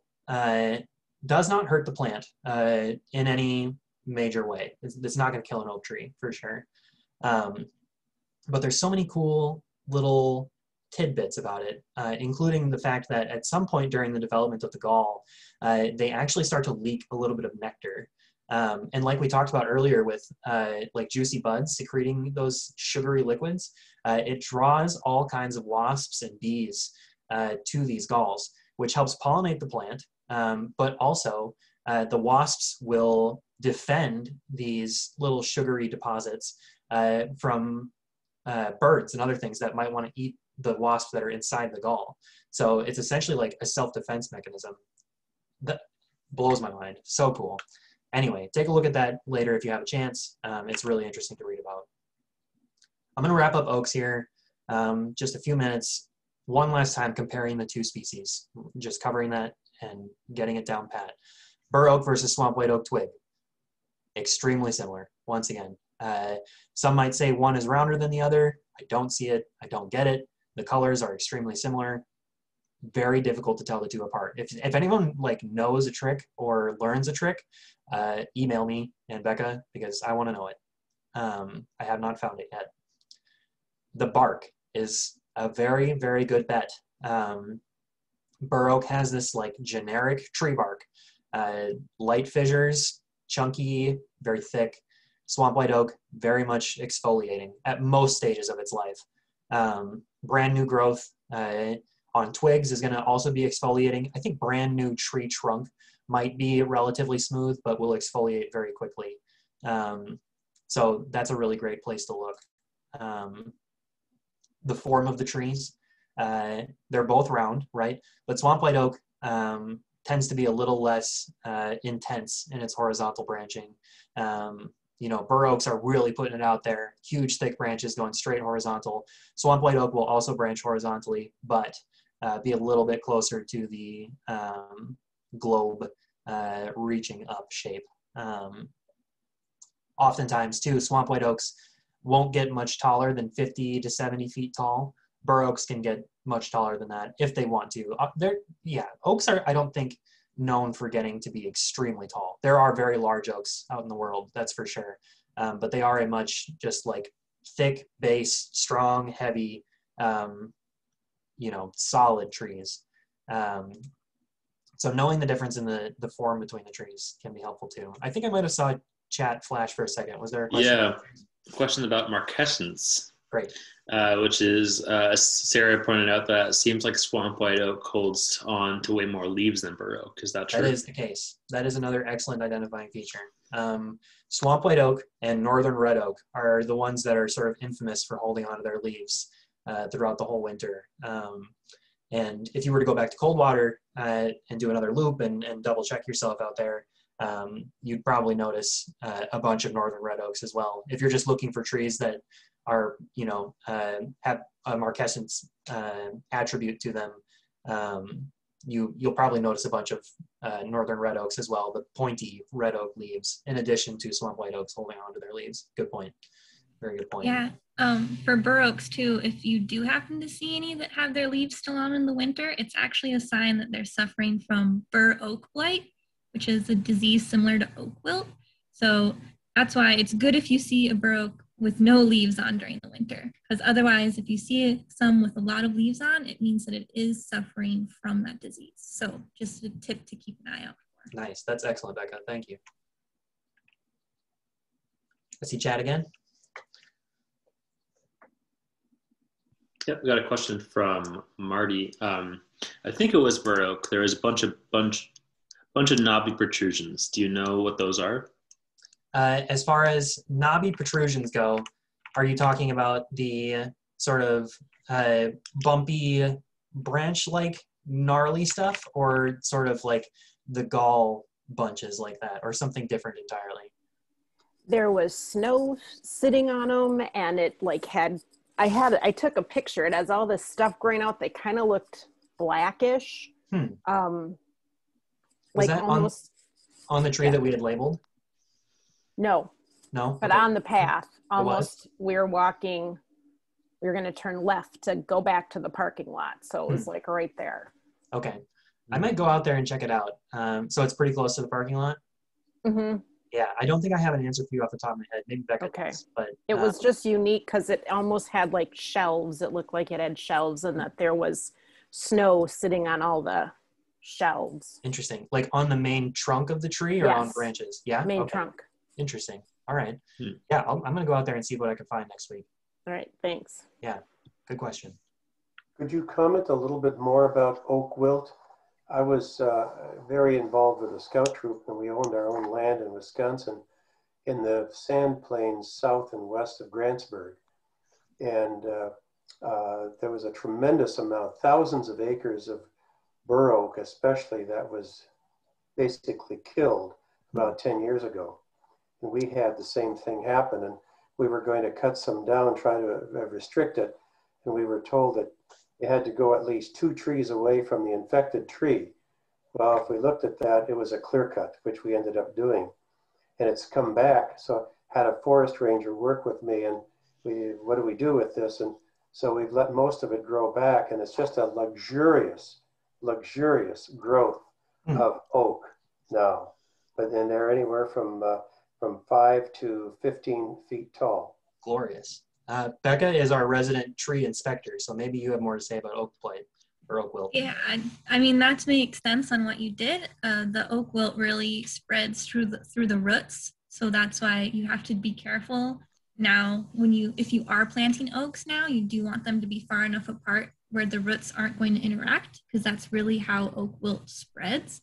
So oftentimes you might end up having to clear cut, or a lot of people use like a special machine, I forget what it's called, that comes through and cuts up the roots, so you can create like a barrier between like where the infected trees are and where the not infected trees are, by just cutting through the roots and making sure their roots aren't interacting with each other, because that's where the oak wilt will spread. There were thousands of acres of oak that were eliminated. So that Yeah. eliminates that problem. Yeah, so yeah, oak wilt can be very scary, but if you catch it and are able to create that barrier, you know, you can control it and hopefully get that awesome grow back that you were talking about. Wow, impressive. We got some possible troubleshooting from the audience saying that the knobby protrusions that Marty was pointing out could perhaps be fungal conchs, mushrooms or fungus growing on the trees. But might not be too. Sure, that is a wonderful word. I am particularly fond of conchs for some reason. Fungal conchs, marquescens, peduncle. A question from Sarah with bur oak blight. Is it related to the smooth patch of oak? My oak has weird recessed areas of bark. My arbors that are not harmful but are called smooth patch of oak. Kind of when the bark looks like it's missing almost. I presume. Becca's nodding her head. Yeah, it's not related to bur oak blight, and your arborist is right. It's not really harmful. I forget exactly why it happens. I think it has something to do with like watering and making sure that that oak tree gets enough water, especially during drought periods. I would just say to be extra careful about harmful things that come to that oak, like make sure it's not wounded in any way, because I think the smooth patch makes it more susceptible to failure, you know, if it is wounded. But otherwise, you know, if it just has smooth patches, it's not really a problem. It's not going to harm it. So. I am so glad to have Becca Hansen on this call. Thank goodness. Right on. Any more questions at the moment? Seeing none. Seeing none. Okay. Well, we are getting close to the end here. Thank you all for sticking through to this point. I hope you've learned something. I always learn something too when we do this. Your questions really, really help me develop too. So we're going to do a quick review. Everything is on your own at home. We're not going to be grading anybody or anything like that. I'm going to run through 10 slides. The first 5, each species will be repeated twice. The first 5 slides will be with photos that we've already seen in the slideshow. And then the next 5 slides will be photos that we haven't seen yet. So you'll test your abilities a little bit. You know, don't feel bad if you get some wrong. We're just checking comprehension. Nothing more than that. This really helps me learn, and I think it might help some other people learn too. If it's something you're not into, feel free to skip. We'll go through the 10 questions, and then I'll go back through and we'll talk about the answers. So here is question number 1. Go ahead and write it down. Think about it in your head, whatever you'd like to do. I'll give you like 15 to 20 seconds here.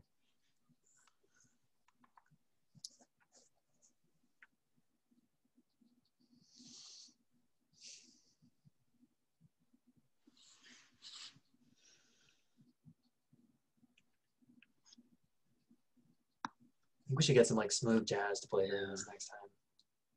Set the mood. Question number 2.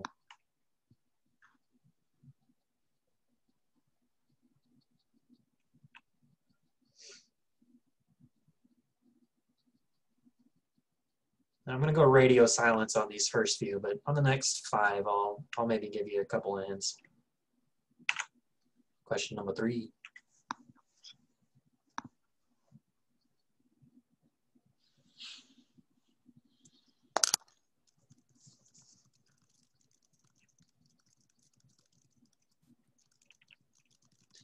And question number 4.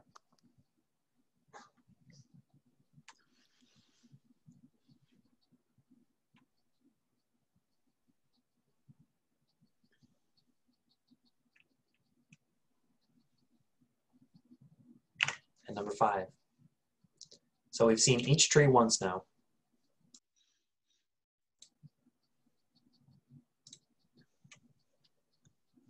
Okay. Then we're going to see each tree one more time. Question number 6.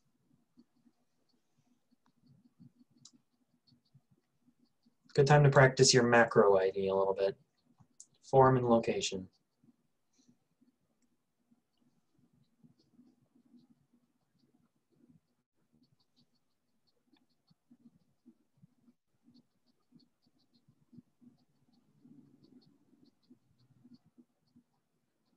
And question 7.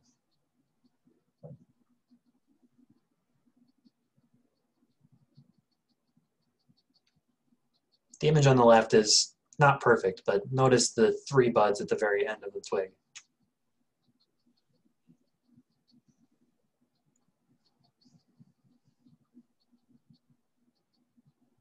Looks like they could use a little skin treatment. Wink, wink. Question number 8.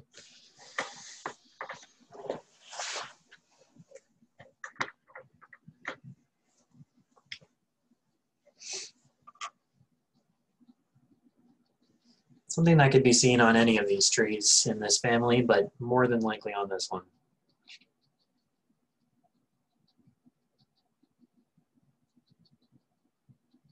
Question number 9. This one might be tricky. Definitely gave us a hard time.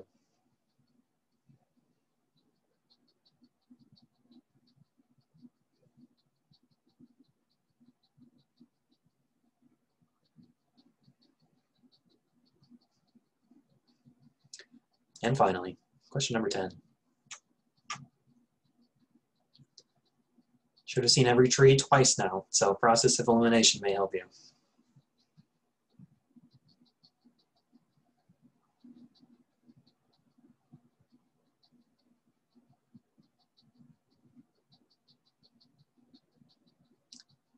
And that's all of them. Hopefully you're feeling pretty good about your answers. We'll run back through them really quick and just make sure to give them. The answers are also in the slideshow, so we'll be sharing these slides afterwards, and you can use this to review again if you'd like to. This is how I learned to memorize all these things, was flashcards and slideshows. So, question number 1, who's got an answer in the chat or speak up? Go ahead.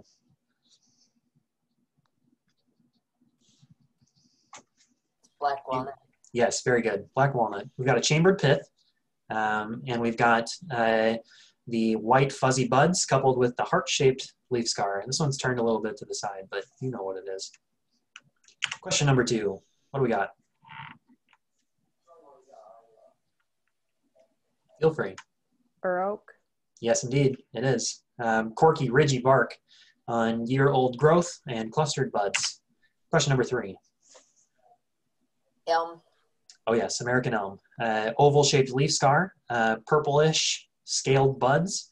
The terminal bud is slightly angled, right? And then we've got the sort of bacon pattern bark, a little bit lighter color underneath, and flat faces.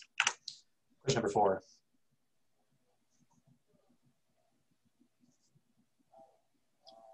Be brave. You got it. Swamp oak. Yes, swamp white oak. You've done it. Once again, clustered buds on the end of the twig and exfoliating bark on the branches. Whereas bur oak at this age would either be chunky and with small fissures, or would be ridged and corky. Question number 5. Last one. Process of elimination. We've got Choke cherry. Exactly. Very good. So black knot fungus will get you to cherry. And then these sort of like green and maroon shaped pointed buds. The bark of this would have also been really helpful. In fact, if I would have just given you these 2 photos and black cherry was on the table, I think it would not have been a fair question. Question number 6. What do we got? Elm. Yes, very good. American elm. We have the vase-shaped tree. Looks like you could stick it in a flower pot. It's in an urban environment right next to some power lines. It is quite precarious, actually. Yeah,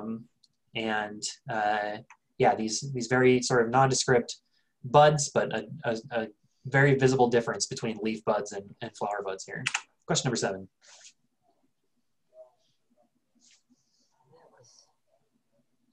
Swamp oak. Swamp white oak. Very good.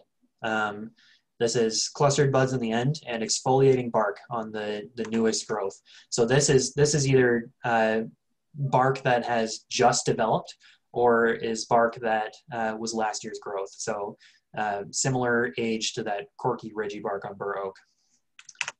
Number 8. Bur oak with galls. Bur oak with galls. Yep, got some bullet galls. Nice and clustered up there. And once again, the clustered buds on the end of the twig. Very good. Question number 9. Cherry. Chokecherry. It is. Once again, we've got these maroon and green and gold buds. They're alternately arranged, and this bark is slightly blistered, but with still some sort of light gray lenticels showing through. Yep, that's a good one. That is an amazingly big trunk for a chokecherry. Right? It's really hard to tell the perspective in this photo.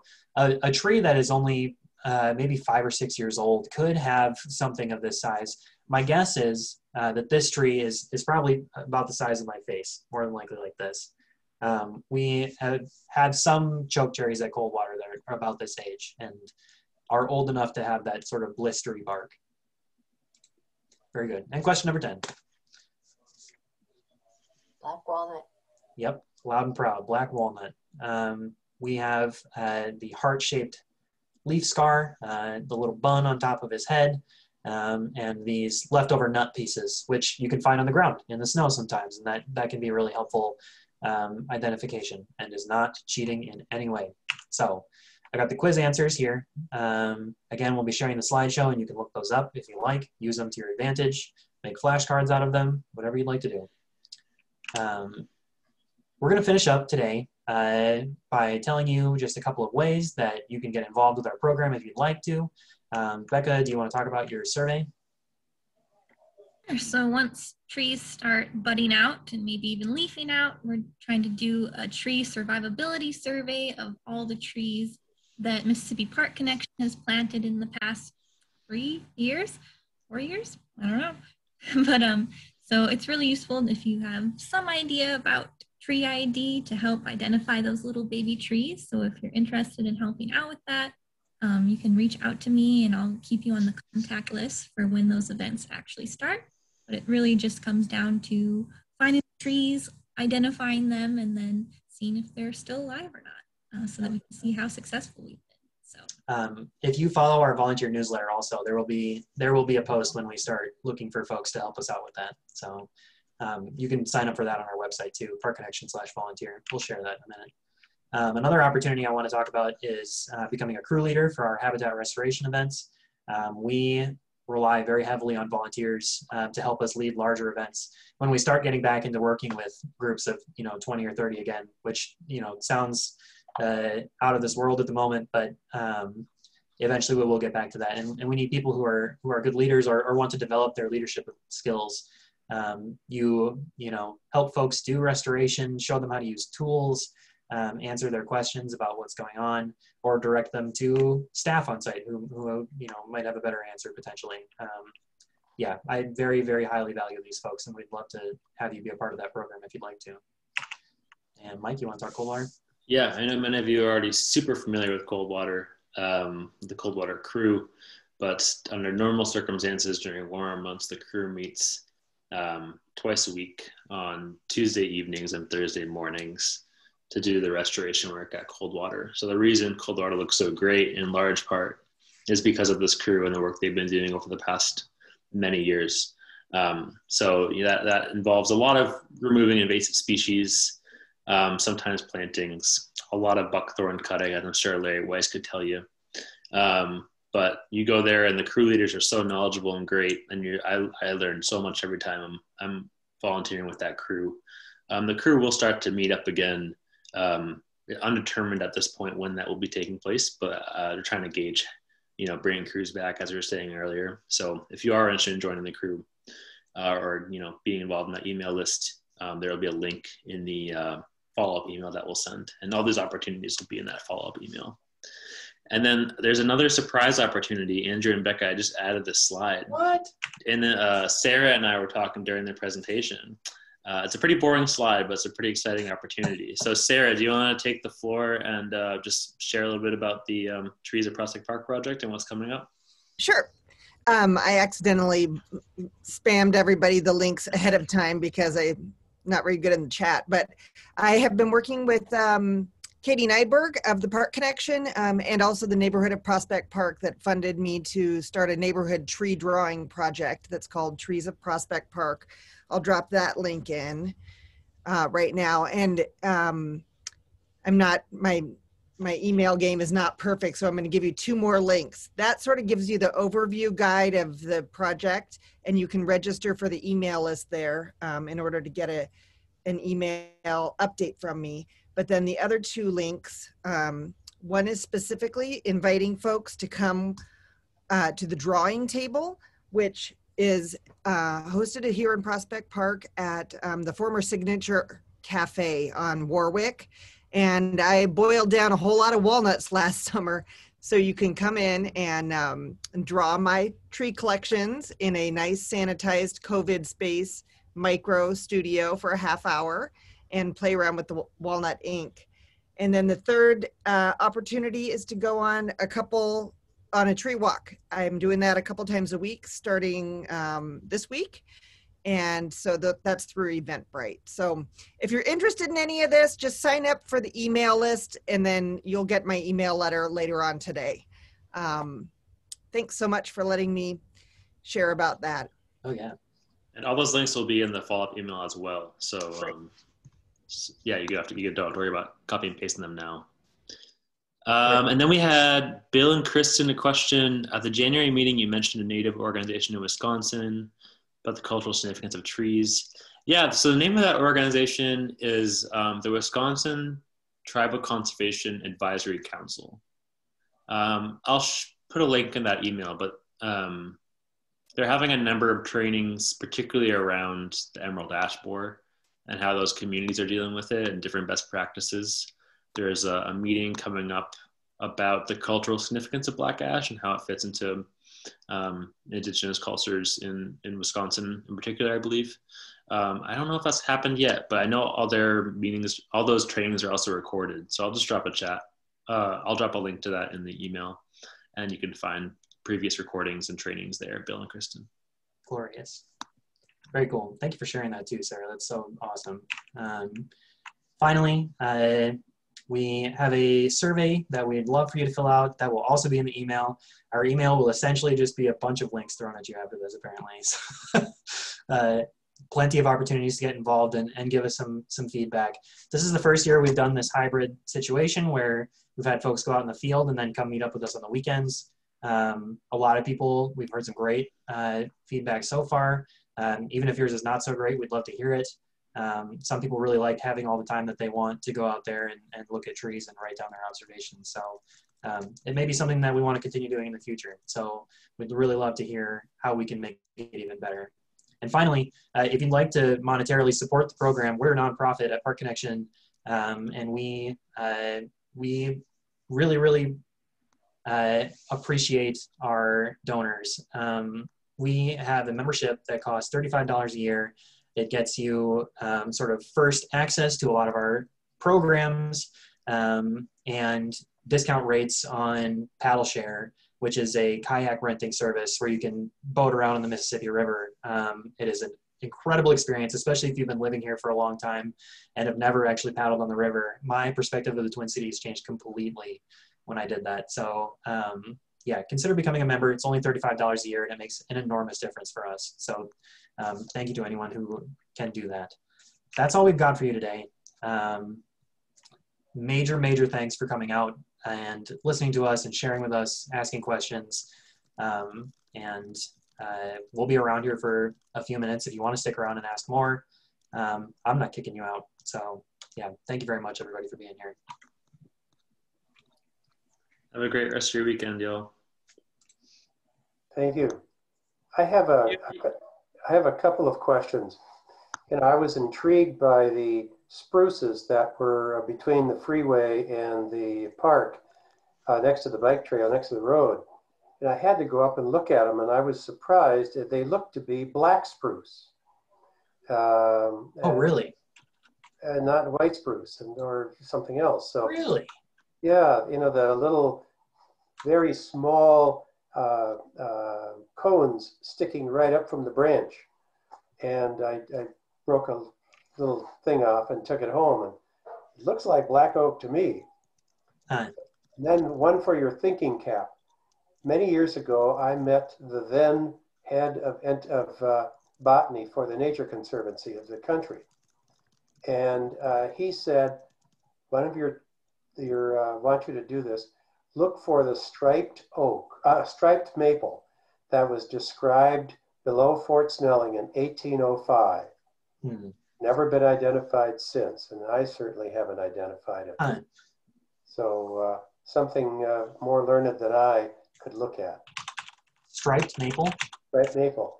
Their closest, apparently, from what I can see, is southeastern Wisconsin. They're very common on the East Coast.